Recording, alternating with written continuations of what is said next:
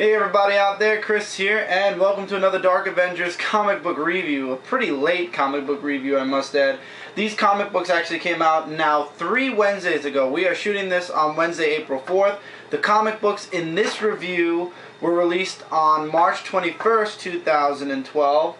I've got also the week of the 28th that I'm just started reading. I just finished these today and started the 28th, and I also have this week's comic books on the way. They'll probably be here either tomorrow or Friday, and yeah, so suffice it to say, I've got a lot of stacks worth of comic books coming. Really quick, new shirt. It comes from teefury.com. That's TEEFURY.com. You won't be able to find this shirt anymore. Basically, the point of T Fury is every day they pick an artist's drawing and they put it on their shirt. And for 24 hours you have a chance to buy it. Once the 24 hours is up, they change the shirt and that shirt goes away forever unless they do a grab bag where randomly they might pick that picture for you. But that's a 1 out of, I believe, 17 shirt chance.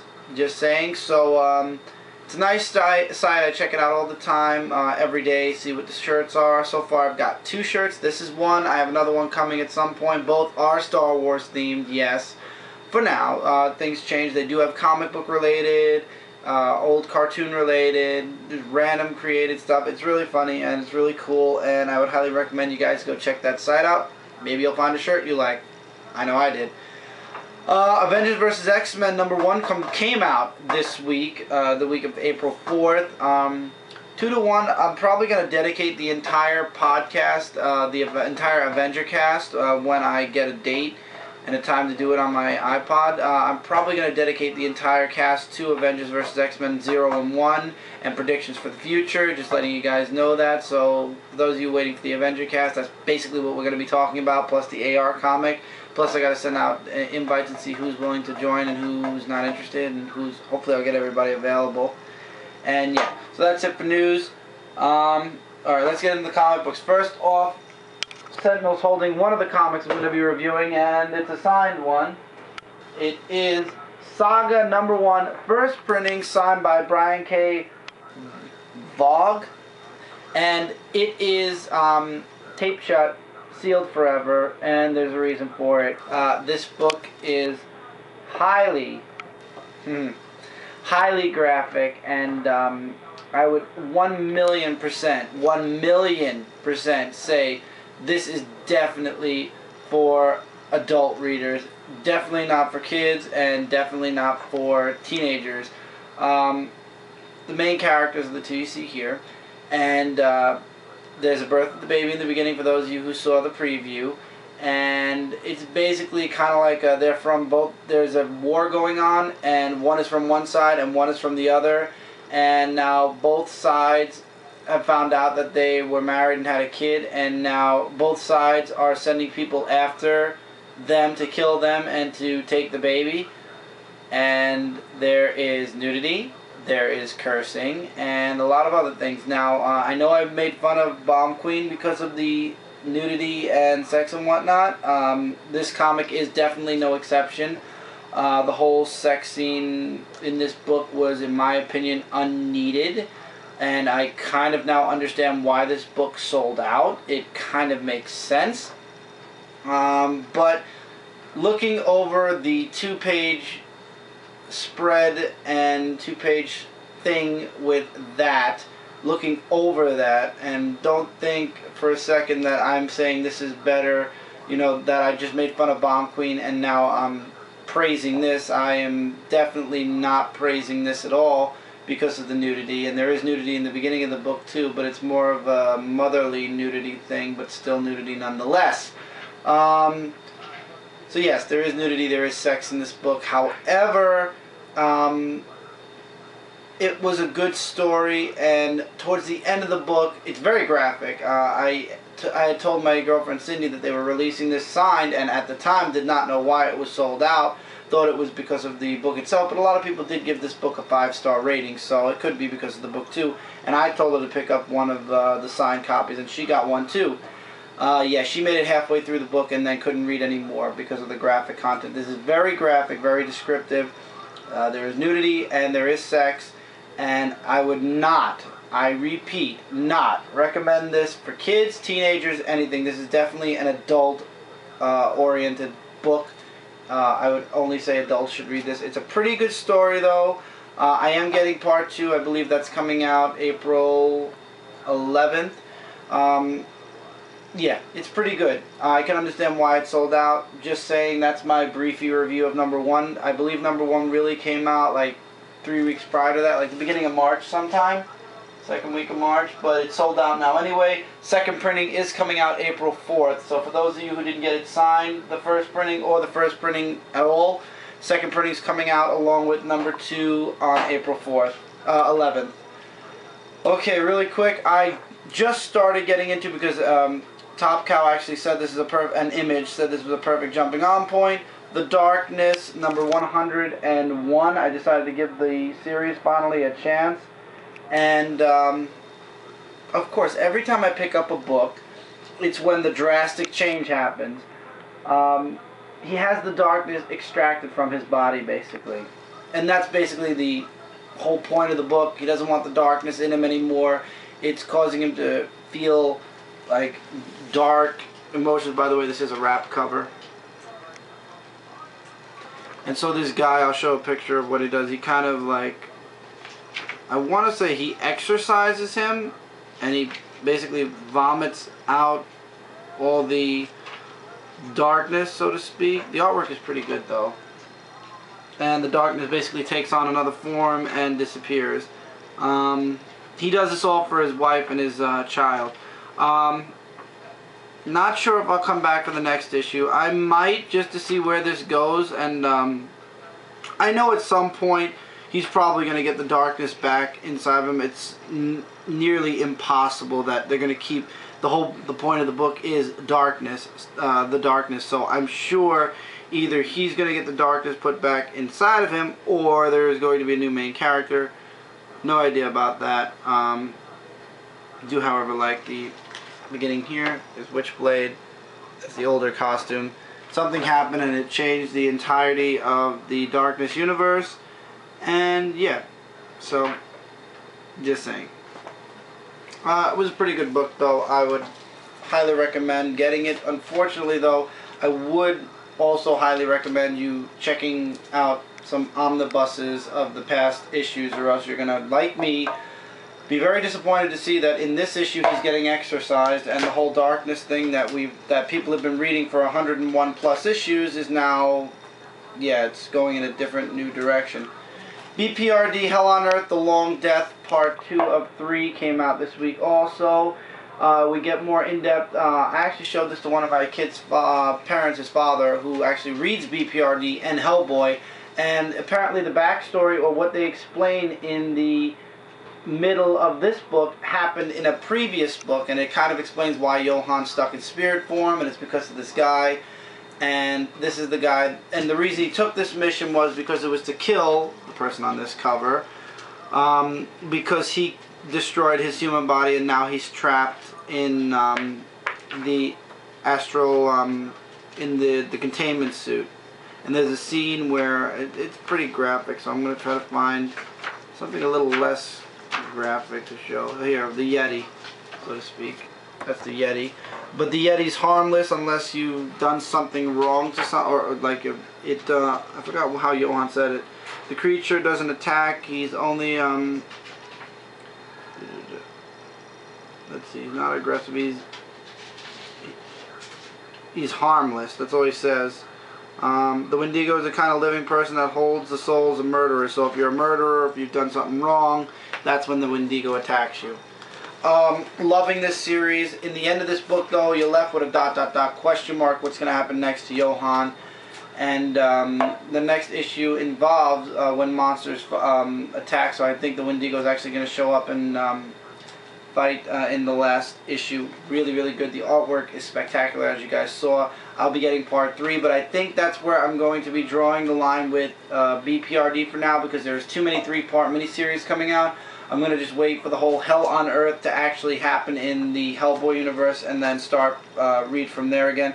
What it looks like to me, my prediction is they're killing off all the characters or putting them in comas or whatnot from the BPRD Hell's Gonna Raise on Earth, and yeah, and Hellboy somehow gonna come back and save the world as he always does. Okay. Lastly, from Dark Horse this week is Star Wars Dawn of the Jedi, Force Storm, number 2. In this issue, story starts off where it's the 3 Jedis. It's 3 separate stories, but in the end they all come together. We get to see the Dark Jedi at the very, very end, and for the first time ever, I'll show you guys, because there was a preview already of issue 3, so it's not a huge spoiler to show the last page anymore. He takes his helmet off finally, and here is the dark side finally. It explains more in detail about the birth of the Jedi. It reaches out. You get more character development for all 3 of the characters. Yeah, it's just a really, really good story. Here, I want to try to get them. One character's name is Seknos. I forget the other characters' names. I want to make sure I get all the characters' names right. Coda and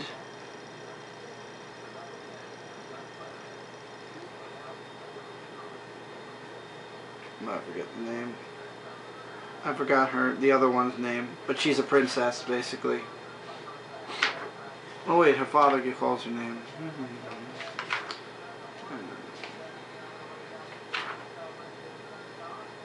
Tasha. And that's the 3 of them. It's a really good book for those of you Star Wars fans. I'm enjoying the series immensely. I also showed this to my kid's father. He said the artwork is just like the art from Star Wars Legacy. So I would highly recommend this for those of you who like Star Wars Legacy. It's a really good story. Maybe give it a check out, see how it is, or wait for it to come out in trade paperback. One of the best out of the Star Wars lines. And really quickly, Infestation 2, number 2, Teenage Mutant Ninja Turtles, number 2. Like I said, one of the best of the series thus far. G.I. Joe was also pretty good. In 3 reviews from now, we will conclude. I just bought for April 11th Infestation number 2, which is going to conclude this entire Infestation number 2 series. And in whole, so far, I've got to admit, the first Infestation I was pumped for. It was working great. I was into every single one of the stories, and I was really... It went strong. It had its moments of up and down, but at the same time, by the time Infestation 1 ended, it did something. Like, it was really awesome. This Infestation feels like it goes up, but then it flatlines. Like, it's trying to have a beat, but every time it has a beat, it kind of flatlines. The only plus is that the Teenage Mutant Ninja Turtles actually had a part in this Infestation. So, yeah, I kind of feel bad that the Ghostbusters actually didn't get a chance at the Infestation number 2. Next review, I believe, has G.I. Joe, and then the one for this week that's coming in the mail has the one-shot of 30 Days of Night. Okay, moving to IDW. We are in IDW. Sorry, that was Infestation 2. That was IDW. Continuing with IDW is Ghostbusters number 7. Man, it doesn't stop. Hilarity times a million. You're in Vakeman's mind, and Vakeman is against this spirit-eating ghost, but it turns out, you find out the spirit-eating ghost can't eat your spirit unless you're terrified, and you're kind of like, you're running, you have to be terrified of it. If there's no terror, it can't eat you. So Vakeman stays calm throughout the entire experience. The ghost eventually lets go, and they trap the ghost, and yeah, it was just hilarious. Oh, I want to show some artwork from TMNT really quickly.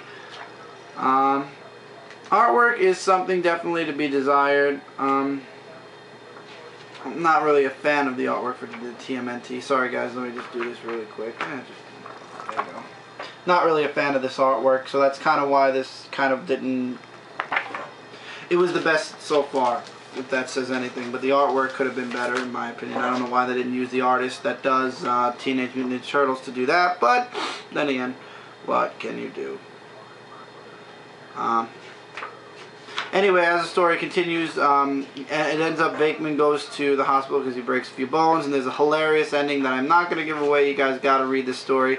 I'm sorry. Classic Ghostbusters, completely.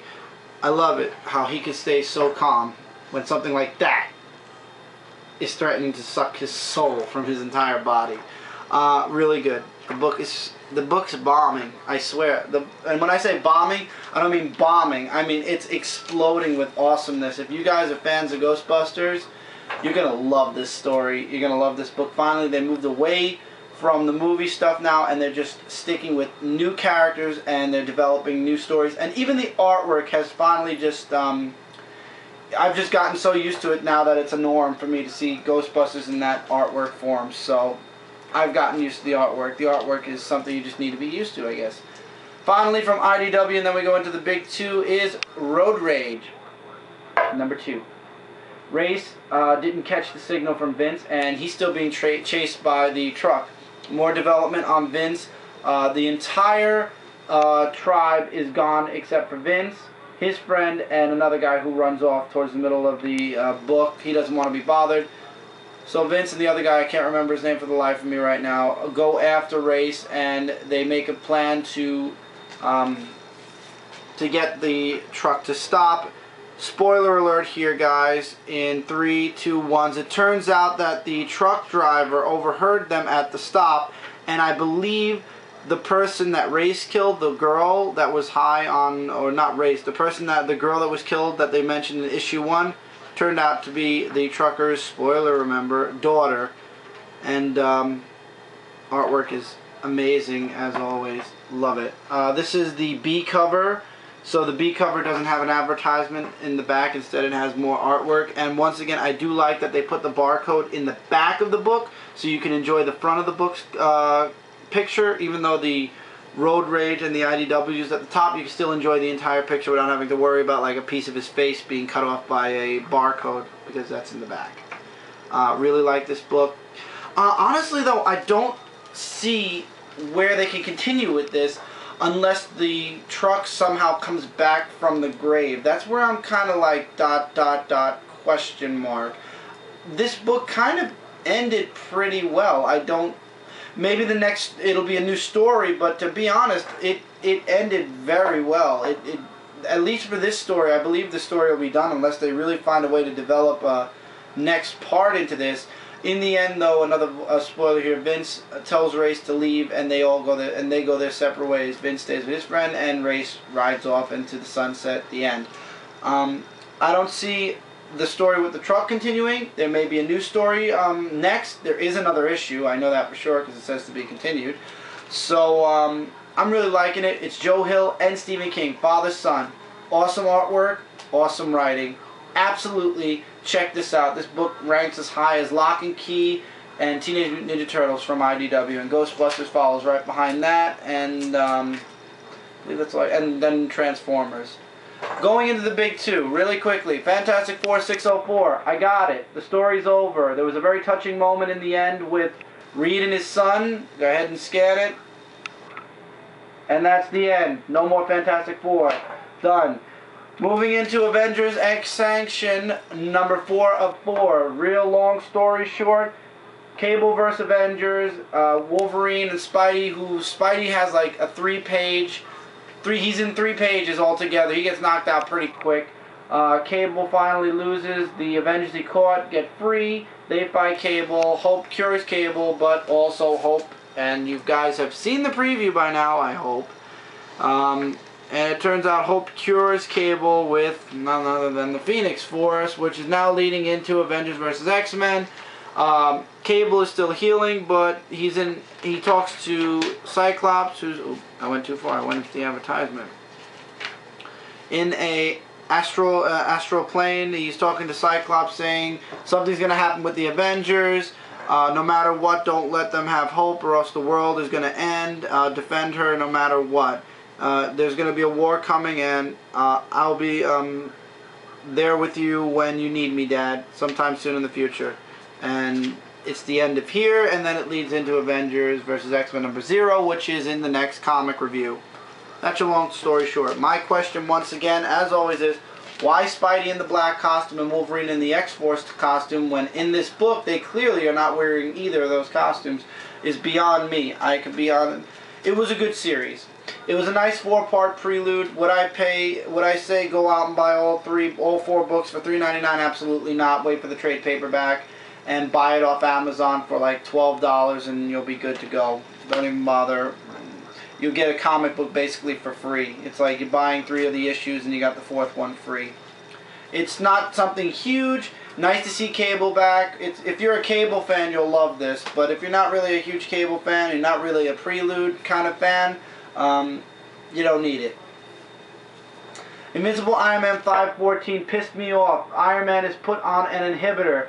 Basically, if the government, which also is incorporated with Hammer Incorporated, feels that Tony Stark needs some downtime as Iron Man, he puts this thing around his arc reactor and it turns off the Iron Man suit and he loses the Iron Man suit midway in, and he could lose the Iron Man suit and have a cooldown period. For example, here's the page of the inhibitor at work.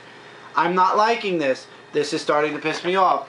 No offense, I know that, you know, it's part of the story, it's supposed to add on to the drama, it's supposed to add on to the whole, you want to beat the shit out of these other characters that are controlling Iron Man, but if this continues, I'm sorry, I've read stories like this before, it can go on for about a year or 2. No thank you. I'll be back after this whole inhibitor BS is done and gone. The Mandarin's plan comes into effect. Iron Man gets shut down and War Machine takes his place. I'm not a fan of this inhibitor BS. If it's not done with by the time Avengers vs. X-Men is over, I'm probably going to drop Invincible Iron Man again until they get rid of this stupid inhibitor BS nonsense where they can where they can stop Iron Man from being Iron Man to have a cooldown period. I'm sorry. But as a reader, that kind of, I know it pisses off Iron Man, and I'm sure it pisses off the reader, but it pisses me off in a different way. It's like, it's been done before, and it's stupid, and this is Iron Man. Come on. Especially with the movie coming out, you don't want to stalemate or stall out one of your main cast members. It's dumb. I mean, at least get him to rip off the inhibitor or something. I don't know. It's just me. I don't like the whole inhibitor BS. Deadpool issue 52, continuing the Dead storyline. Deadpool's playing everybody. He's playing everybody. Dawkins and Kingpin and X-Force. He's moving them around like crazy. By the end of this issue, they finally all figure out that there's something wrong. And Kingpin never got the serum, by the way. Dawkins got the serum, and so did Bob. I have no idea how Bob got it. But at the end of the issue, big shocker, you'll have to read the book to find out what happens. But something happens to Wolverine and Deadpool.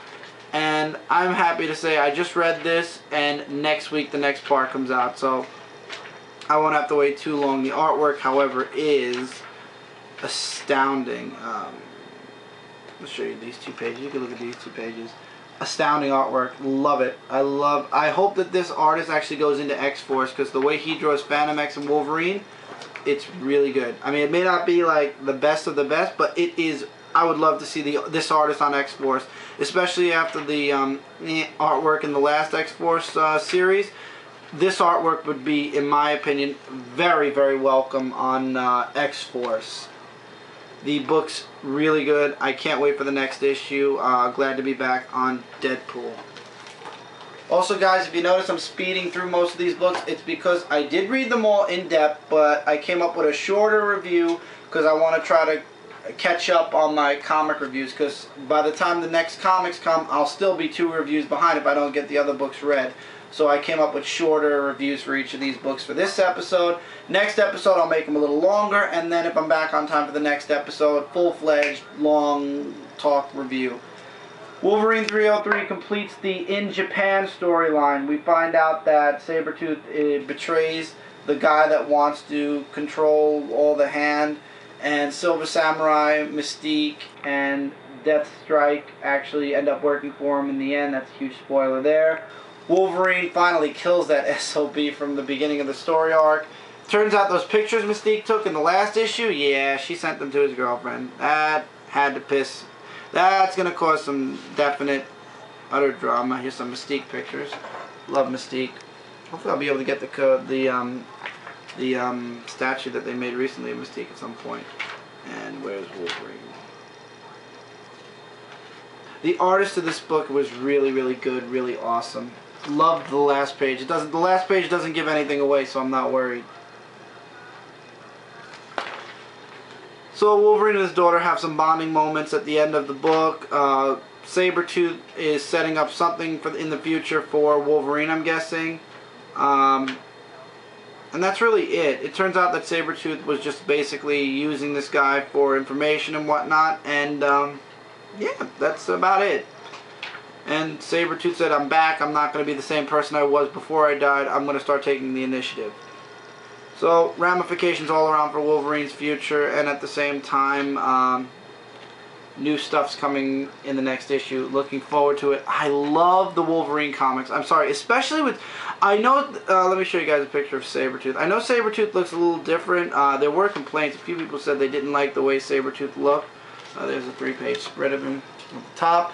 I really don't have a preference to Sabretooth because he's changed so much through the years from his first appearance all the way through to now that it really doesn't bother me much at all. Here's another picture of Sabretooth, full-fledged body shot. It doesn't bother me. I kind of knew he was going to betray the guy in the end, though. So Sabretooth had his own plan all along, and it was all to screw with Wolverine, and there's more to come, I'm 9,000% sure. And Mystique's working with him because she wants to kill the man that killed her. And yeah. So it was good. I love how Wolverine said he'll be, this is Japan, I'll always be back. So Wolverine and Japan have a very tight connection, I guess. Which is awesome. So that was Wolverine 303. Highly, highly recommend getting it. Amazing Spider-Man 682. This felt more like a setup than an actual first part. This felt more like a prelude. Doc Ock puts his plan into action, whatever it is, we don't know what it is at this time, but he's like, I was only showing you guys what's going to happen down the line because our ozone layer is dying, and as a dying man's last wish, I want to be able to help push forward the sciences to help save this planet. And of course Spidey thinks that's a load of BS nonsense. And here's a nice picture of the Sinister Six if you guys saw the preview. The comic book felt, to be honest, very, very light. The content was very, very light. J. Jonah Jameson wants to shut down, for those of you who are interested in the book, coming out May 2012, Avengers X-Sanction. There you go. There's your book. J. Jonah Jameson wants to shut down Horizon Labs because of all the stuff that's been going on with Horizon Labs recently. And, yeah, the whole Doc Ock thing. People are actually debating over whether Doc Ock's a good guy or not. And also the birth of another new Spidey costume, which is at the very end. You guys have seen this by now, I'm sure. Mike's telling me to wrap it up, so we're going to wrap it up and come back to this issue in the next part and conclude everything with DC Comics, or what's left of, well, not yet. Starting April, it'll be what's left of DC Comics. Right now, there's a nice amount of DC. So I'll see you guys in the next part. Finish off Spidey, go through DC, round it out, and see you guys in the next issue then. Alright guys, so stay tuned. See you guys in the next part.